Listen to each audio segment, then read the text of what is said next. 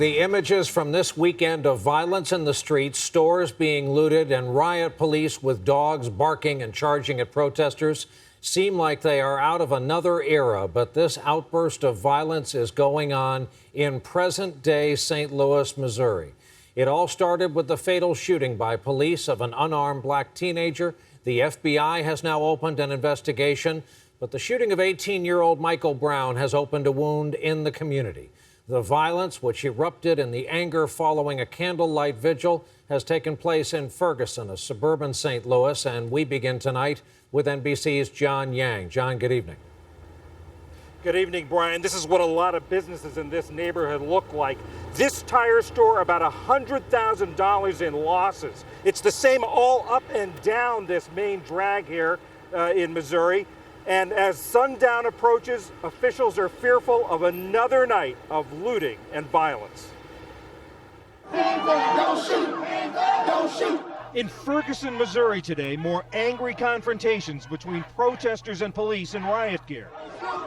The same anger and outrage that exploded into a chaotic night of looting and violence. It began in the neighborhood where 18-year-old Michael Brown, unarmed according to police, was shot to death by an officer. Authorities said the lawlessness spread into neighboring communities. It is a miracle, however, that nobody actually got shot last night.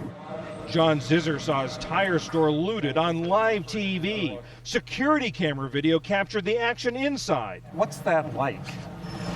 It's pretty grim. You can't do anything. All you can do is take a deep breath and remember to breathe. Today, the FBI officially joined the investigation into Brown's shooting.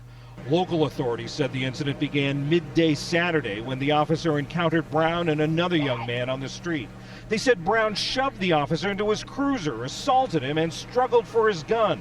Piaget Crenshaw said she saw it happen from her apartment balcony and that it looked to her as if the policeman reached for Brown through his car's open window. It looked like he was trying to force him into the police car, or at least force him to stop walking. Authorities said the struggle spilled out onto the street where Brown was shot multiple times. He's running this way. He turns his body towards this way, hands in the air, being compliant. He gets shot in his face and chest and goes down and dies. Police Chief Thomas Jackson said the officer, who hasn't been named, is a 6-year veteran. He's on paid leave. This is a tragedy for him, too. Nobody comes to work wanting to do this and, go away from something like this feeling good about it. Late today, Michael Brown's parents spoke to reporters and pleaded for calm. We're going to do this right.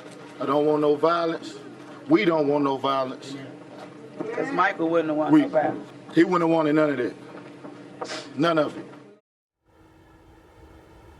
In announcing the FBI investigation today, Attorney General Eric Holder said that aggressively pursuing investigations like this one are crucial to preserving the trust between law enforcement and the communities they serve. That on the day that Michael Brown was to have started college.